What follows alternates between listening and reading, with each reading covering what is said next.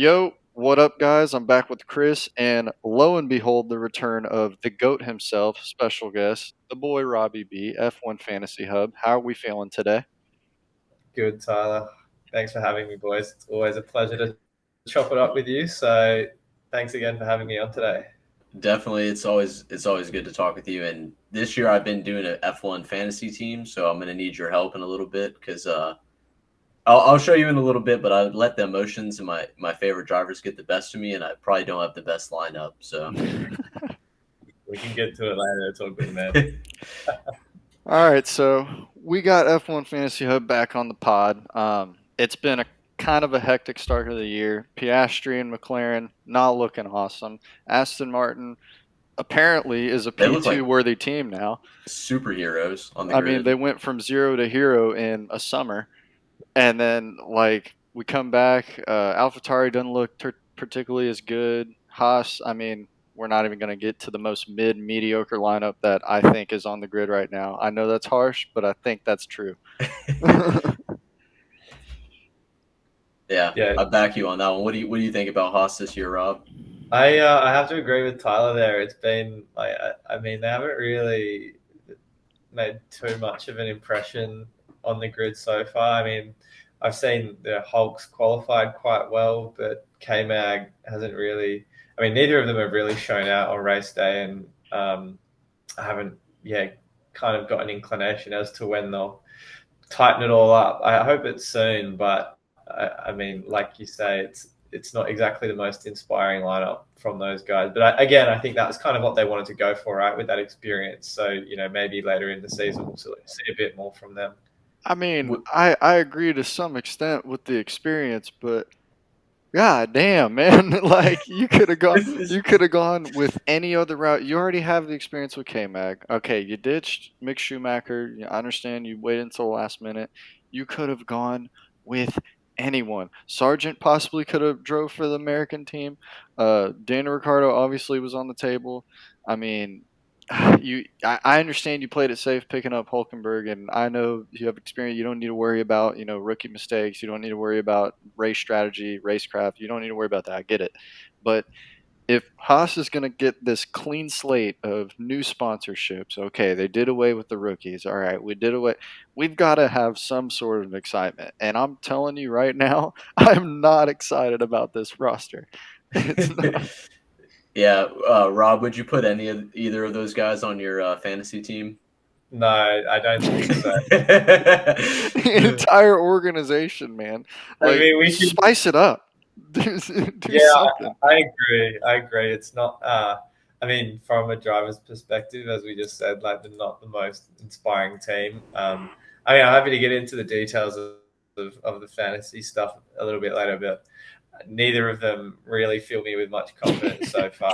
Dude, We saw K-Mac having an awesome start last season. He had two or three absolute blinders off the rip, but um, nothing really so far to suggest that they're going to be a force to be reckoned with. Just kind of another one of the also rans in the midfield. yeah, I mean, I think K Mag definitely solidified his place on the team with like how he started and with what he did in was it Brazil where he got that pole position? Dude, that was Yeah. insane. But I mean, Nico Hulkenberg, Hey, I don't I'm know. not, listen, I'm yeah. I'm not going to rip on the guy, but the dude hasn't even sniffed a podium. Like, I'm not, it's F1. We got to be cutthroat about it. If we're going to be black and white about F1 and who deserves a seat. I like Nico. I respect him as a driver. He's a seasoned veteran. But Jesus, man, we could have gone with anyone else to They try to they lift this roster up. honestly they probably could have even poached Joe Guan Yu from Alfa Romeo because it took him a while to sign him to another deal. That would have been big. I would have backed that. Valtteri can really pair with any team. He's the ultimate team player after being Lewis's right hand man for so long. Yeah, love that guy. Valtteri is the dude. He's the dude. I think like I've seen in the off. I think we all saw in the off season. Now that he's no longer in Mercedes, kind of let the shackles down and got that mullet, that mode, very laid back. I mean, I don't Oh, know if driving is really reflective of where he wants to be, but he's certainly like very much a chiller guy now than he might have been a couple seasons back. oh, dude, he's loosey goosey right now. He's on his dude. he is Alfa Romeo's next Kimi Raikkonen. He just doesn't care about anything. I Is he a love it. certified Aussie?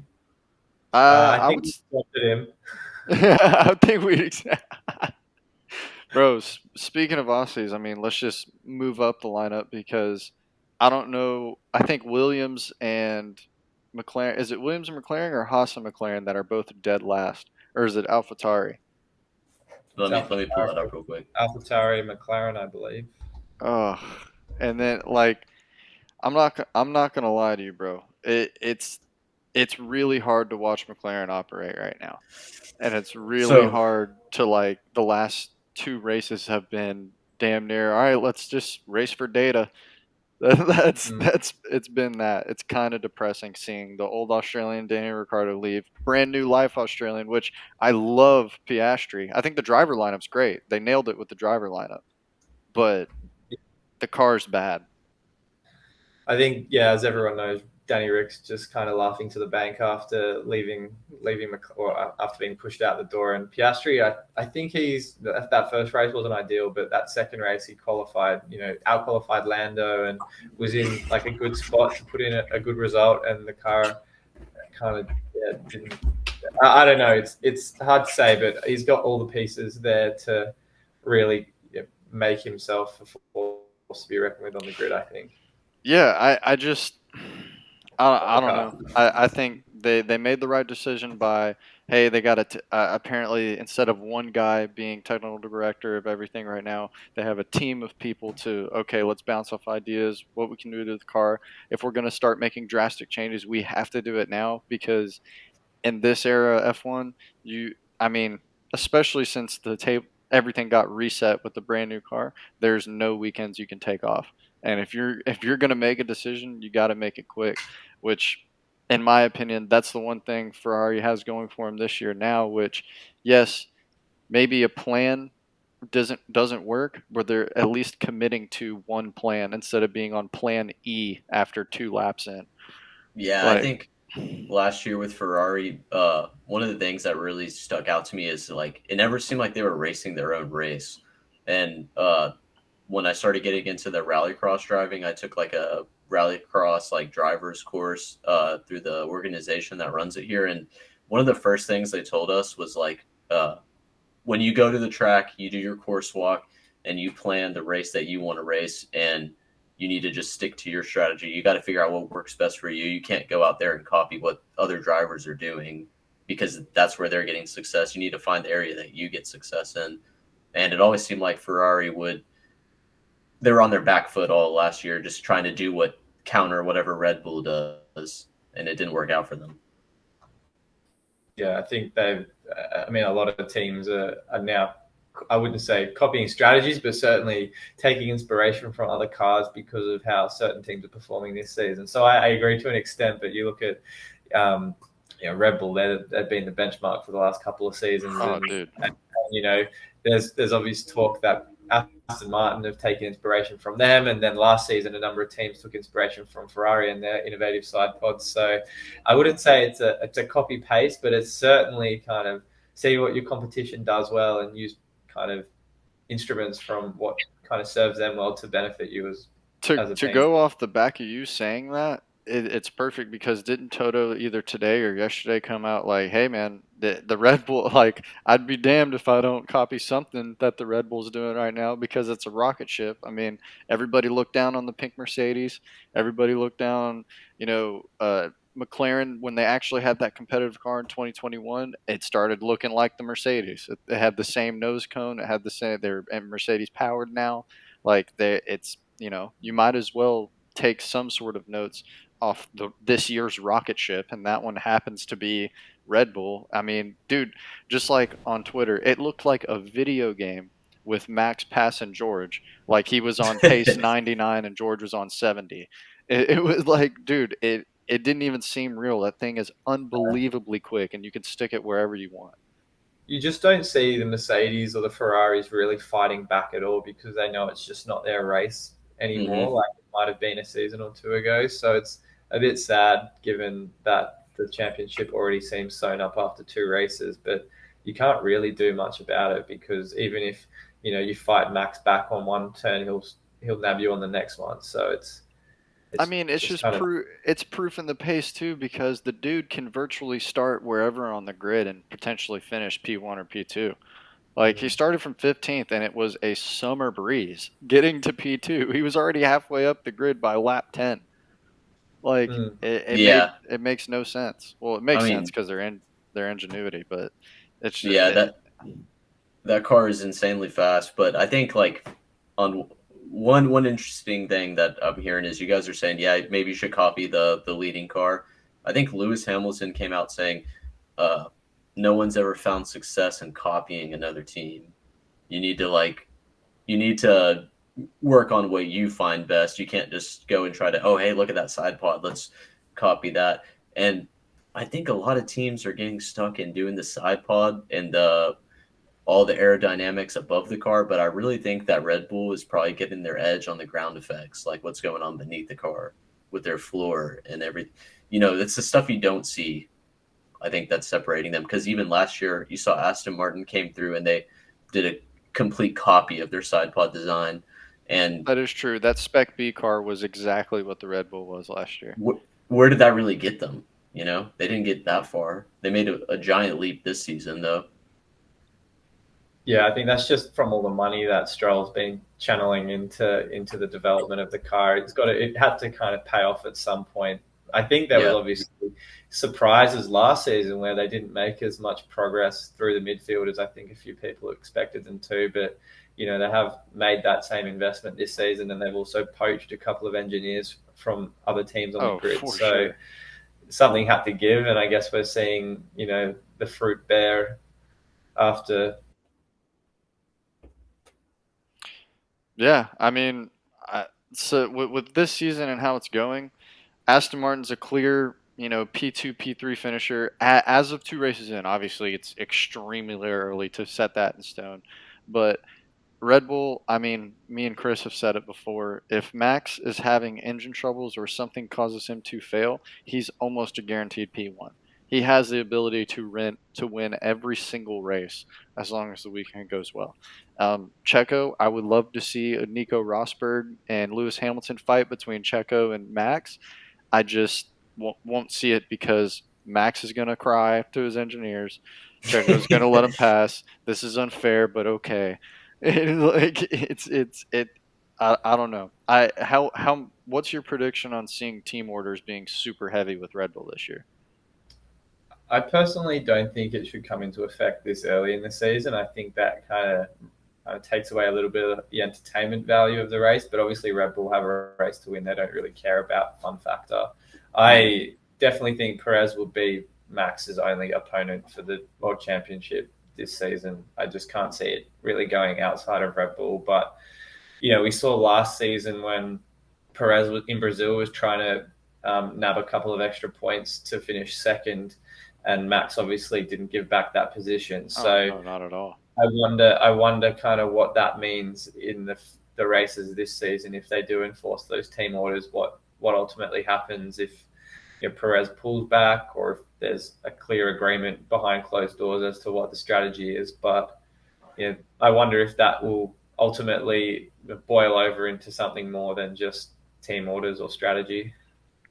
Is Checo Perez Ricky Bobby's count on Junior? Oh man, I so far he has been, but I don't know. I've been seeing people on the internet are talking about there might be some drama going on at Red Bull. I don't really think that's the case yet, but I could see it boiling up if like right now they're separated by 1 point. I And I mean, know it's yeah. a second race, but we'll see how this season develops. And like it looked like Checo had pace to like keep up with Max. So Oh, his gap time is like very much cut off less than last year. He was a bit off Max's pace last year for most of the races, but mm, one, I mean, we all can agree that Checo loves himself a city circuit, and we've got yeah, nothing but city circuits at the beginning of this season. So Yeah, it got kind of what is in his favor. we got what Australia, Azerbaijan, and Miami, and then we've just had Yeah, Saudi dude, Arabia. So he's that's like set up. four in a row. Like he's definitely well placed to continue that good form. yeah, that would be interesting. I think he's a pretty damn good qualifier, also, honestly. Oh, dude, Yeah, no, he's very good at finding the limits during practice and then putting in his best push lap on Saturdays. He's very much regularly starting on the front grid just with the lockout, or at least third or fourth if Hmm. some sort of track caters to Ferrari, or as we've seen Aston Martin now, they're very much a P2 P3 team. So it's the tracks are going to cater them sometimes, but Red Bull's the complete package right now. Everybody else, Ferrari's pretty quick in a straight line. They kind of lose it in the corners. Aston Martin's pretty well rounded. They're just kind of off the pace from Red Bull. That's it. They're pretty good in the corners and straights. They're really fast. Mercedes loses all their power on the straights. They're really quick in the corners. They've got no straight line speed at all. yeah. I think given how well balanced the Red Bull is, it's hard to really look past them. But I mean, like, where do you guys, as far as Ferrari, Mercedes, and Aston Martin, stand? I mean, Aston Martin look like they have overall the strongest car between those three teams, but surely Ferrari and Mercedes bridge the gap at some point. Yeah, Yeah, I think go ahead, Chris. the way I kind of see it happening right now, it's Aston Martin is definitely solid P2 at the moment. I mean, last week they had one driver outscore both of Ferrari. You know, that's or not last week, but last race. So I think they've got P2 on lock at the moment. I think Ferrari and Mercedes are probably battling for P3 right now, and I have a feeling that Mercedes, if I had to bet on someone to develop the car better, I would probably go with Mercedes. So I could see Ferrari sliding a lot more this season, and they still haven't sorted their reliability issues. They got a good new team leader. They've made decisive decisions. They've got their pit stops have been great so far, but I just don't know, man. The car, it's always concerning. It's their Achilles heel right now. Yeah, Reliability has been the death of Ferrari for the past 2 to 3 years. but It's just simply been that. They've gotten the design right most of the time. They've made a quick car when it works. But even with Mercedes, I think they've doubled down on something, on a design, but now want to walk it back, and it's the indecisiveness that's killing Mercedes. Of they don't even know what setup to do because they don't even know what can work on their car. Everything has been some sort of success, but not Mercedes standard success. yeah, I think that also kind of rolls into with McLaren. I feel like Mercedes and McLaren are kind of in a similar situation, although it's different on Same, scale, same, you but know. different. Uh, and it's like McLaren, like you were saying, they need to make a drastic change. Mercedes is they've been stuck in the same pattern from last season even to this one, with the same they're kind of flowing the same concepts over. It didn't work for them last year, although at the end they did start to come back a little bit. But like, I want to know what when do you switch happened. They up? actually they looked in good form.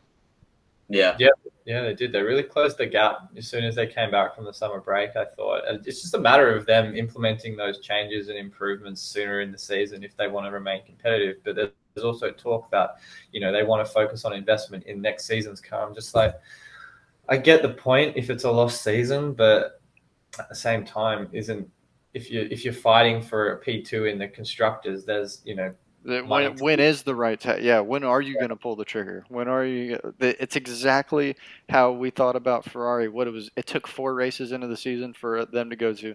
We have now focused on the development for the 2023 car. It's like, dude, it's like I feel you, trust, but you did that last year and it didn't pay off at the beginning. So when are we going to double down on the current car and try to like build that back? and Mercedes, like you have Lewis Hamilton, who's only getting older, and you have a pretty competitive car at the moment. So like, when do you throw that money into this year? You can't, and it's only the second race of the season. You got to do something. Yeah. Yeah, I think the street circuits as well seem to exert a little bit more pressure and on the cars too. So, by the time we get to Monaco, we would have had 5 street circuits, I think. So Yeah, it's 5 out of the first 7. So you just have to think that the strain on the cars over the course of those first 7 races is going to, really be a telltale sign for how they expect to perform into the rest of the season. Like Leclerc obviously had that penalty only in race 2. Like that's what I'm saying. I know. Imagine. Yeah. So Uh, so let's move into this since we got a little bit of like the track talk and kind of where some cars are. How is this affecting y'all's fantasy lineup? Because I know Chris is a little bit in shambles, and then not great. not great. And then Rob's probably the guru of he's just smooth sailing of the team he has. He probably has multiple teams, so no, I just have the one that I really focus my attention on. I mean, Red Bull.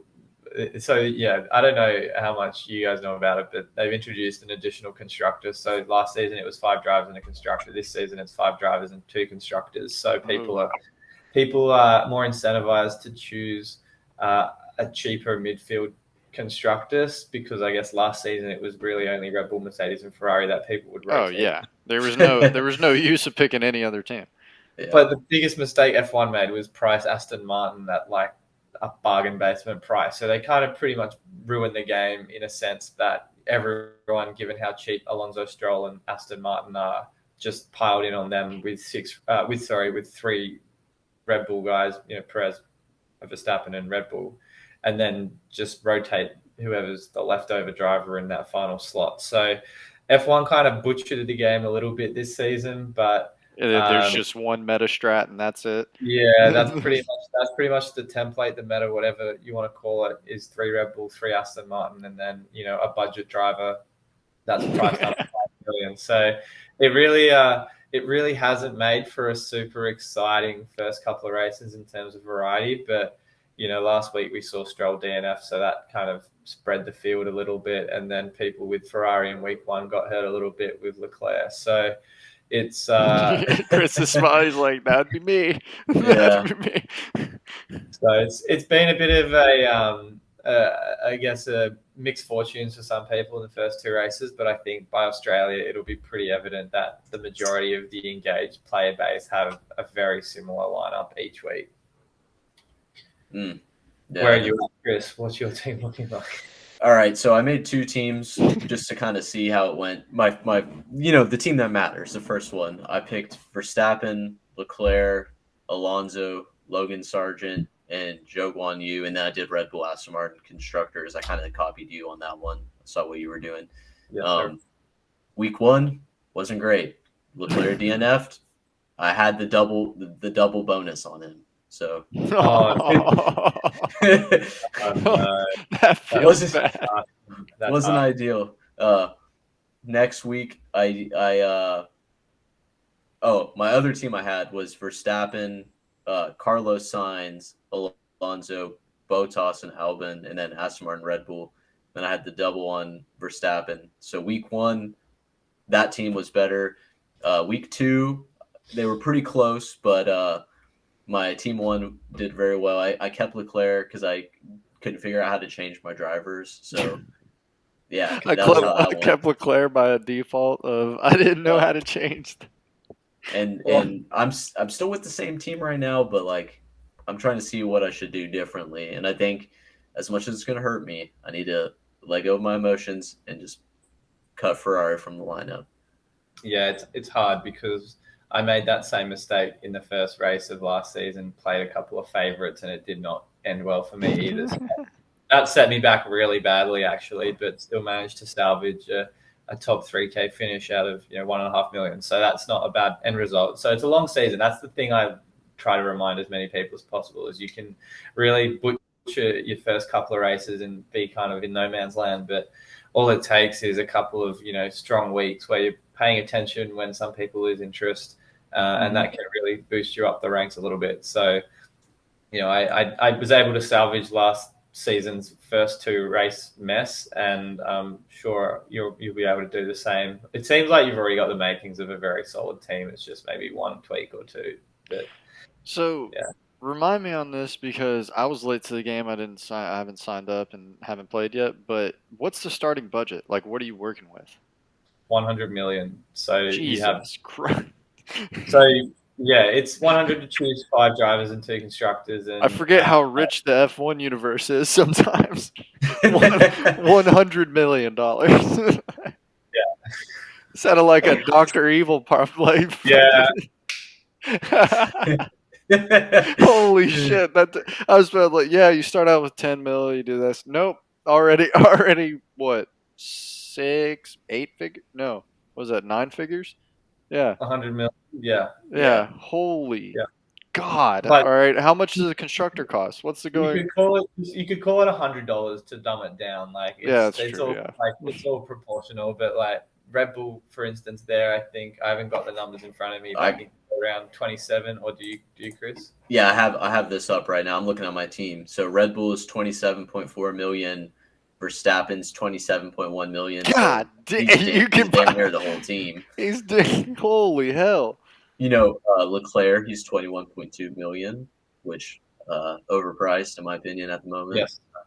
Logan Sargent, he's a solid 3.9 mil. Alonso 8.7. Aston Martin Alonso's is 8.7. That's yeah. it. He's only I gone get. up Yeah, 18 I guess million. that makes sense. Yeah, you're right. He's Aston, underpriced. Aston Martin is 6.8 million. What the hell? Yeah, I totally understand how that's butchered.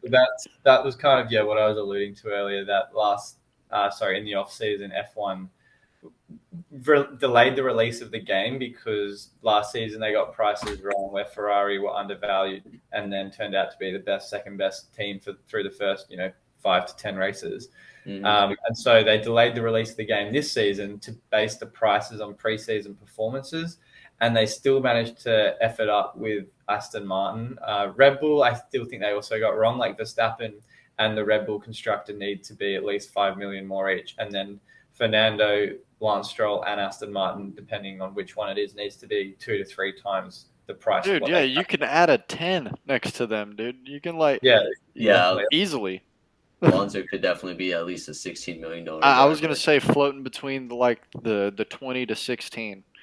Yeah. Like they could at least be right there because if I'm getting them that cheap, they're automatic default. The whole roster's on my team. That's why they're so highly owned. Like Alonso's owned by 81% of everyone who plays the game.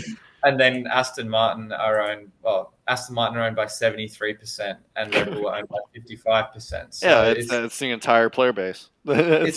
It just doesn't make the game enjoyable at all when everyone has the same team. I think that's also difficult for someone like me that is tweeting and making videos about it. Like, there's only so much you can talk about every week because everyone has the same team. Because you're like, new week F1, same meta, guys. Go ahead and pick up Aston Martin. Go ahead and pick up Red Bull and decide. Yeah, exactly. So, am I making content for the sake of making content? At times it feels like it, but I guess that's just the state of the game. That's F1.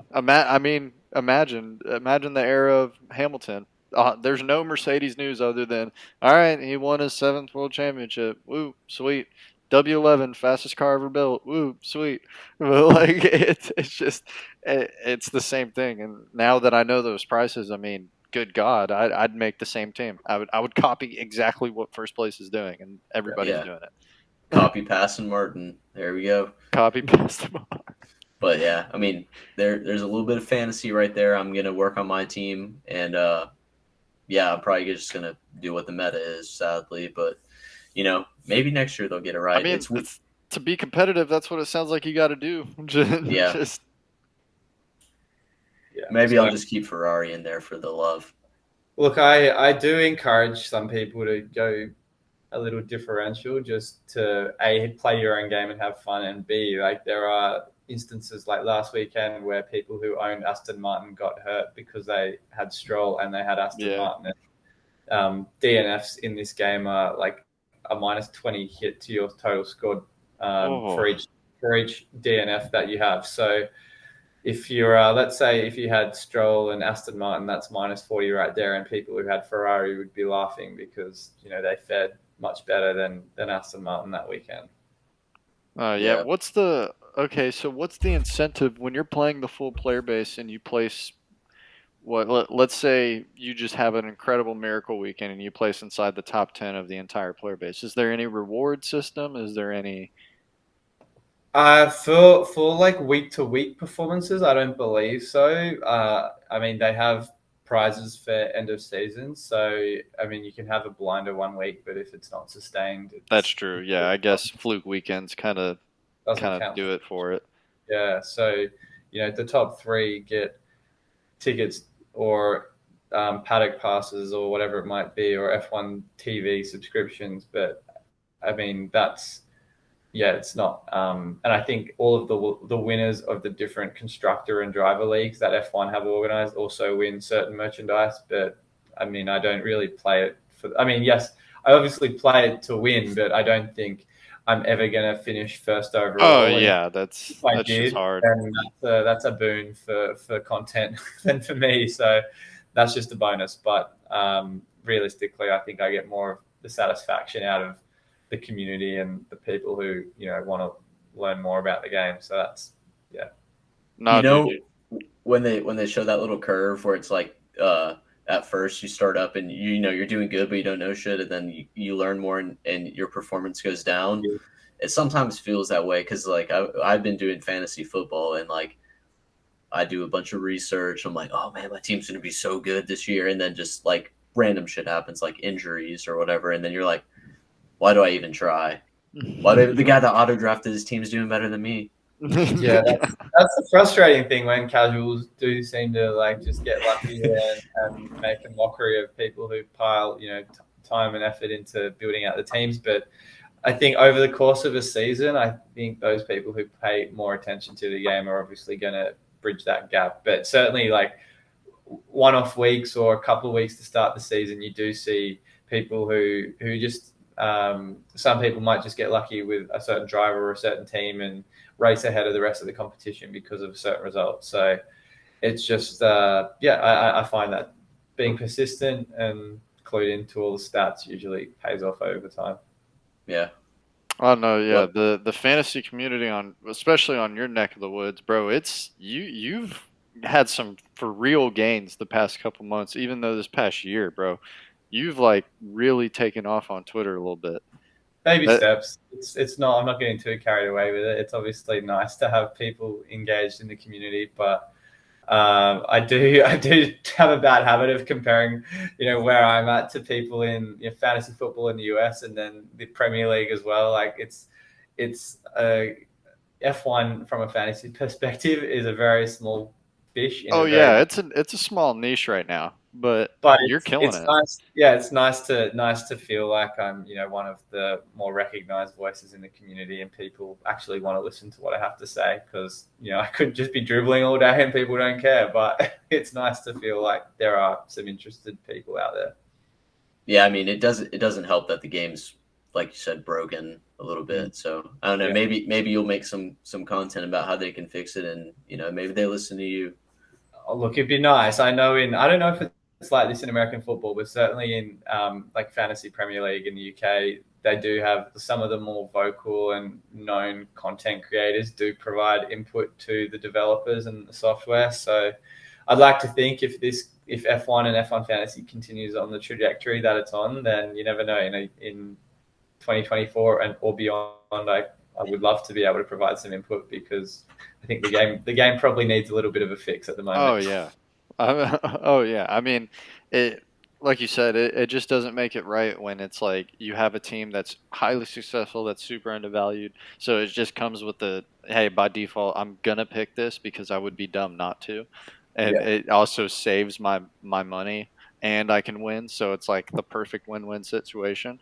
And with a game like this, you just can't have it, because exactly like you said, it's just completely game breaking. There is no shakeup of anybody making a different team, because why do it? Yeah, exactly.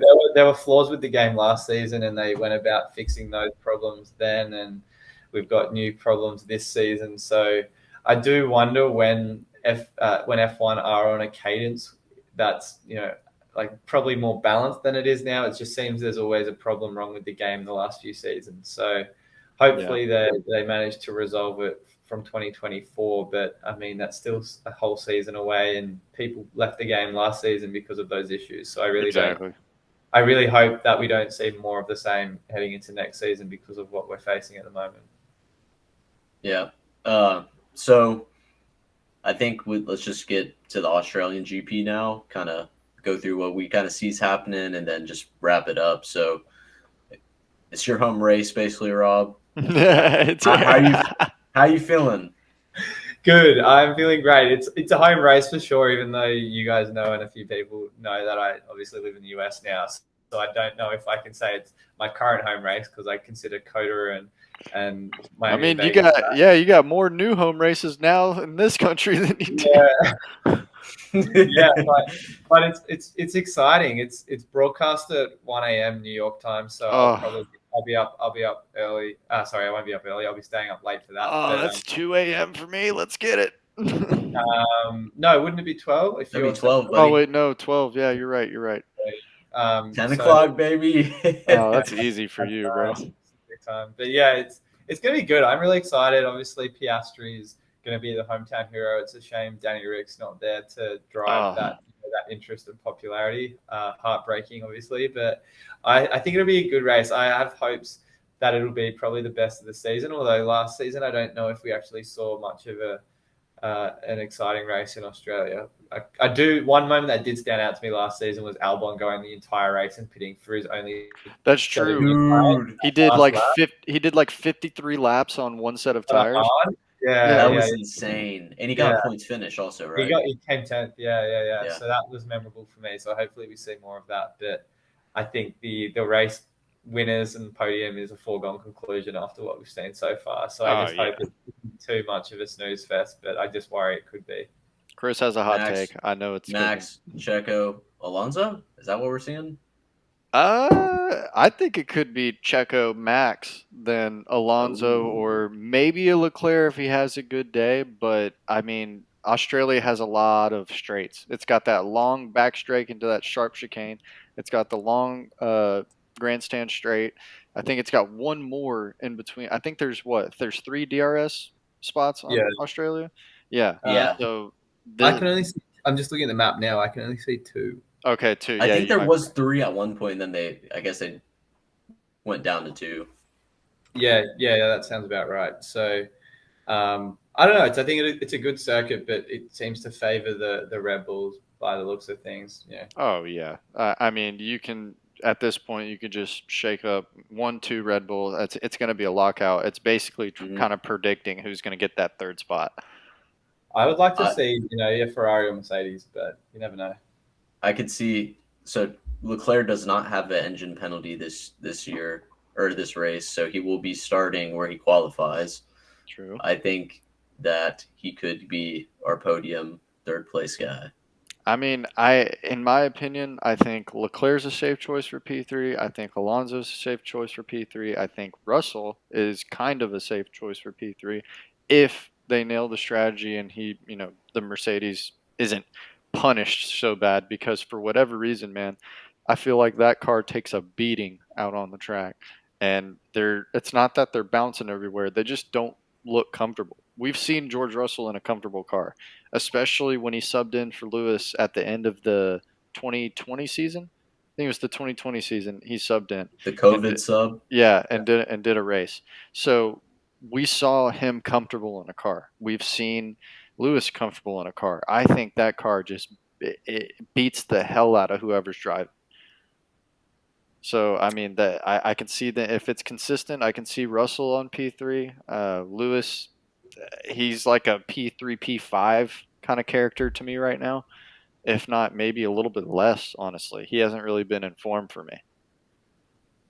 Yeah, I agree. It's been a bit of a frustrating start, and he seems to, explain that it's the car's really not up to the standards they're hoping for, and I mean, there's rumors. Obviously, I don't think they'll eventuate that he could obviously leave to go somewhere else in a season or two if it's not up to where he thinks it will be. But I find that hard to believe.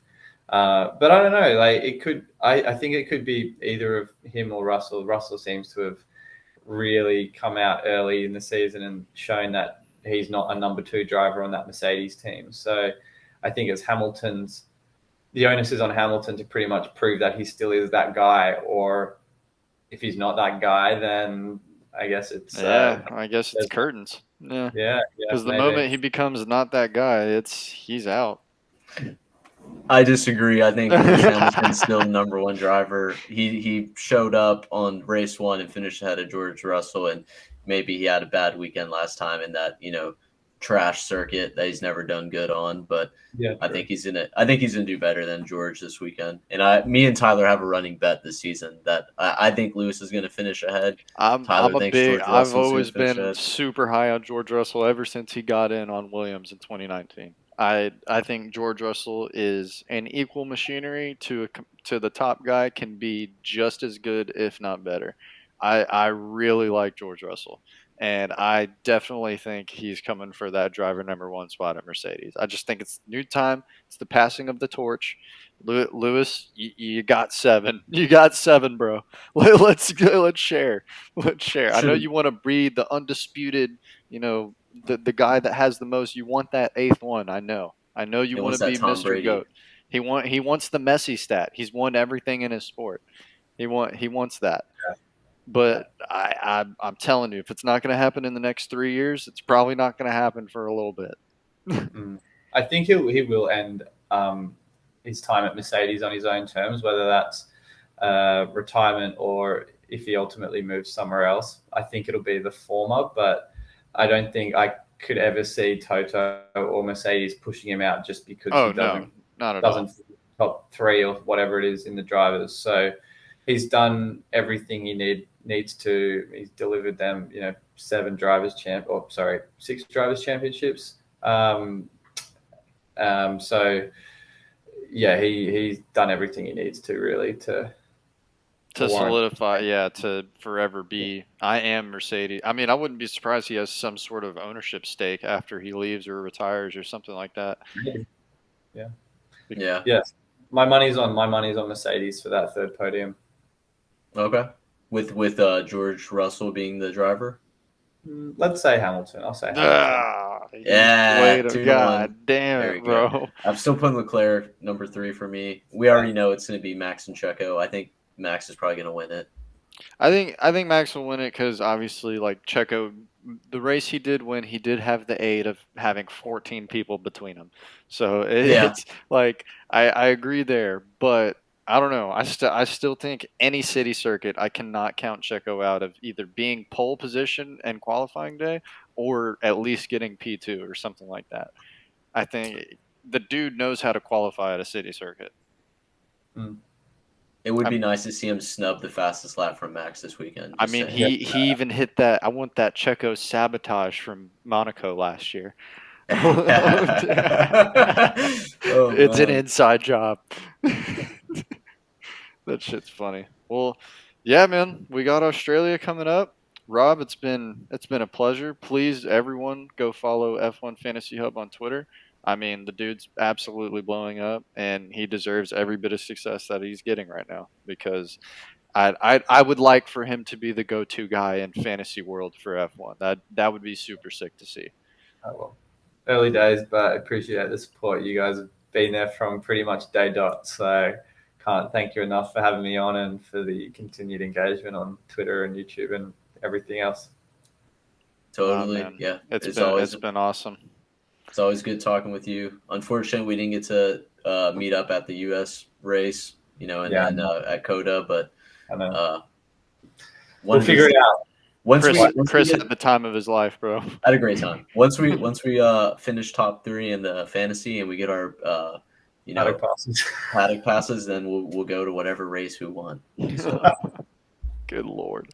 All right, guys. Well, see y'all in Australia. We'll be back for a recap video after this weekend, and it's been a pleasure. Deuces. Yep. See y'all. Thank you.